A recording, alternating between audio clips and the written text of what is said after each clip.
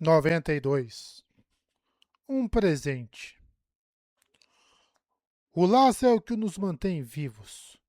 Se for cortado, vamos nos descompor aos poucos até nos tornarmos almas comuns, sem conexão válida com os reinos físico e espiritual. Captura um de nós com suas adagas, e não terão um esplêndido em uma jarra, seus tolos, mas um ser que, em algum momento, desaparecerá no além. Vayne permaneceu disciplinadamente ao lado de Raboniel, agindo como sua voz, enquanto recebiam os relatórios diários. Na maior parte, Vayne estava ali para agir como um intérprete. Embora Raboniel houvesse aprendido aletiano bastante bem, ela alegava sempre ter sido talentosa com idiomas. Muitos do seu grupo atual de régios falavam azistiano, pois haviam sido parchemandos daquela região. Naquele dia, Raboniel tomou os relatórios sem se levantar de um trono na entrada do corredor com os murais. Ou seja, estava no fundo da escadaria que levava ao andar térreo. Vayne não podia deixar de se lembrar dos humanos que haviam morrido na última investida desesperada para chegar ao pilar de cristal. Aquelas memórias estavam entrelaçadas aos odores de carne queimada e aos sons de corpos atingindo o chão.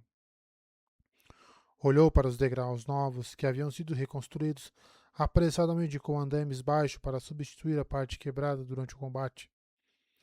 Então se afinou com indiferença, um ritmo de ódio. Tinha que se certificar de que aqueles ritmos continuassem a pontuar suas palavras, embora ultimamente fizessem sua boca parecer revestida de óleo.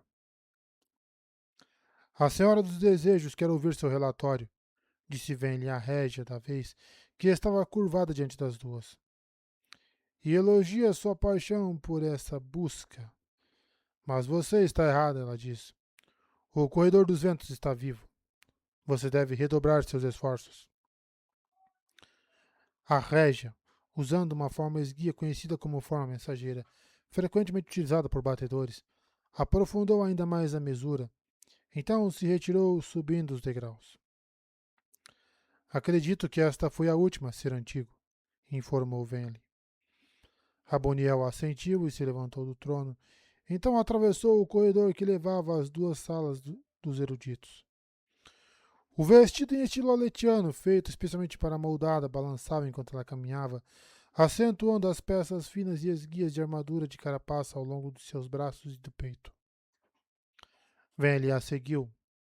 A moldada não havia indicado que devia se retirar. Embora Raboniel possuísse uma estação de trabalho e uma mesa no final do corredor, sempre preferia receber relatórios perto da escadaria. Era como se vivesse duas vidas separadas ali. A general comandante dos exércitos dos cantores era muito diferente da erudita que não ligava para a guerra. A segunda Raboniel era mais verdadeira, pensou Venli. Última ouvinte, disse Raboniel pensativa. Não mais a última. Seu povo foi o único grupo de cantores a rejeitar o domínio dos moldados com sucesso e criar o próprio reino. Houve tentativas fracassadas? Venli ousou perguntar em ânsia. Muitas, confirmou Raboniel e cantarolou em zombaria. Não cometo o mesmo erro que os humanos, imaginando que os cantores sempre pensaram igual. Sim, as formas mudam nosso pensamento. Às vezes, mas só realçam o que há dentro de nós. Trazem à tona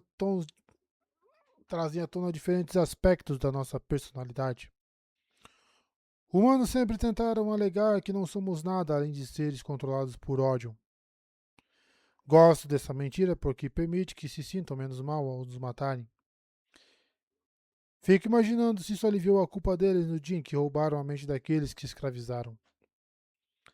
A mesa de Raboniel estava encostada contra o escudo que, antes de um azul brilhante, se tornara escuro e roxo. Raboniel se sentou e começou a folhear suas anotações.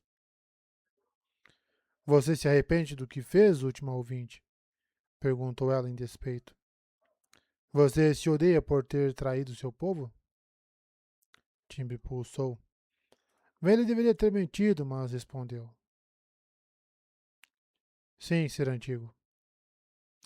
Que bom, replicou Raboniel. Todos nós pagamos caro por nossas escolhas e a dor permanece quando se é imortal. Suspeito que você ainda anseie pela chance de se tornar uma moldada. Mas eu encontrei em você uma segunda alma, uma alma arrependida. Estou feliz de tê-la descoberto. Não porque eu admire alguém que lamente seu serviço, e você deveria saber que ódio não encara arrependimento de modo favorável. Ainda assim, pensei que você seria como tantos dos outros, abjeta em suas ânsias, exageradamente ambiciosa. Já fui essa feminem, sussurrou Venli. No passado. Raboniel a olhou com atenção e Venli percebeu seu erro. Havia dito aquilo no ritmo dos perdidos, um dos antigos ritmos que os régios não deveriam conseguir ouvir. Raboniel estreitou os olhos e cantarolou em despeito. E o que você é agora?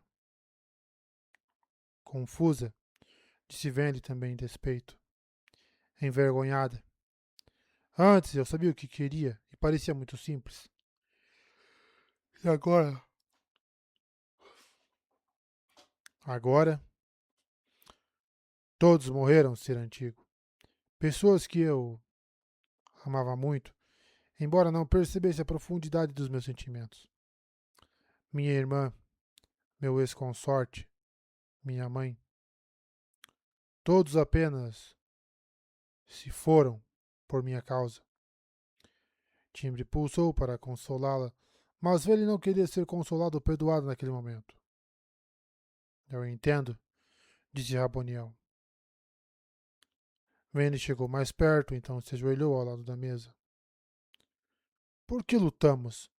Perguntou ela em ânsia. Ser antigo, se o preço é tão alto, por que lutamos? Por que sofrer tanto para proteger uma terra da qual não seremos capazes de desfrutar? Porque todos que amamos terão partido? Não é por nós que lutamos. Não é pelo nosso conforto que destruímos, mas pelo conforto daqueles que virão depois. Nós cantamos ritmos de dor para que eles possam conhecer ritmos de paz. E algum dia ele vai nos permitir cantar em paz?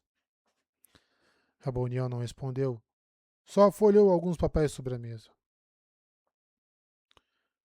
Você me serviu bem, talvez de modo um pouco distraído.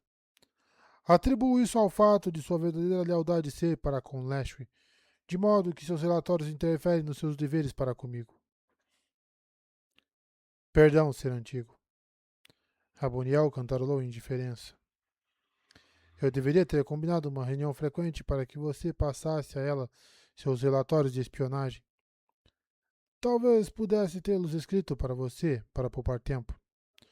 De qualquer modo, não posso culpá-la por sua lealdade. Ela não gosta muito da senhora, ser antigo. Ela tem medo de mim porque não tem visão. Mas Lashway é uma das melhores que temos, pois conseguiu não só recordar por que lutamos, mas sentir. Eu gosto de Lashway. Ela me faz pensar que, quando vencermos, haverá alguns moldados que poderão de fato governar. Mesmo que ela tenha um coração mole demais para as brutalidades que temos que perpetuar agora. Raboniel selecionou um papel da mesa e o entregou a Venli. Aqui. Pagamentos pelos seus serviços. Meu tempo na torre está acabando. Vou acabar de desfazer Irmane, então me dedicarei a outras tarefas, de modo que a estou dispensando. Se sobreviver ao que virá agora, existe uma chance de que encontre alguma paz interior, Venli. Venli pegou o papel, cantarolando em ânsia. Ser antigo, eu sou uma serva fraca. Não mereço seus elogios, afinal. Veja o quanto estou confusa sobre o que eu quero. Em parte isso é verdade, mas eu gosto da confusão. Nós a consideramos uma paixão inferior com frequência demais, mas a confusão leva um erudito a estudar mais e desvendar segredos. Nenhuma grande descoberta foi feita por uma feminine ou virilém confiante de que sabia tudo. A confusão pode indicar que você percebeu suas fraquezas. Às vezes, esqueço como isso é valioso. Sim, pode levar à paralisia, mas também à verdade e a paixões melhores. Imaginamos que grandes indivíduos foram sempre grandes, que nunca se questionaram. Acho que eles cantariam em zombaria diante dessa ideia. De qualquer modo, tome seu presente e vá embora. Tenho muito o que fazer nas próximas horas. Vane assentiu, estudando o papel ao se levantar. Esperava um decreto de autoridade em que os moldados davam a seus servos favorecidos para lhes conceder privilégios ou pedidos especiais. De fato, era exatamente isso que se via na parte da frente, mas no verso havia um mapa desenhado apressadamente. O que era aquilo? Eu torci para encontrar bons mapas da torre, observou Raboniel em fúria. Mas Navani conseguiu fazer com que alguns fossem queimados e se livrou dos outros, embora finja ignorância. Esse, contudo, é o relatório de um batedor humano que voou pelo limite oriental das planícies quebradas. Depois de uma inspeção mais de perto, dizia, no sistema de escrita das feminin humanas. Parece que o grupo que acreditavam ser os migrantes natanianos são, na verdade, parchendianos. Um grupo de poucos milhares, com muitas crianças. Vane leu de novo. Alguns da sua raça partiram antes da chegada da tempestade eterna? Perguntou Raboniel, distraída. Partiram. Rebeldes que não queriam as novas formas, com crianças e idosos. Eles escaparam para os abismos. Pouco depois, as tempestades se encontraram e a água da enchente vieram. Eles deveriam ter morrido. Deveriam. Que palavra odiosa. Já me causou mais sofrimento do que você poderia imaginar. Raboniel começou a escrever em um de seus cadernos. Mas talvez seja uma palavra gentil com você. Vane agarrou o papel e correu, sem se despedir apropriadamente de Raboniel.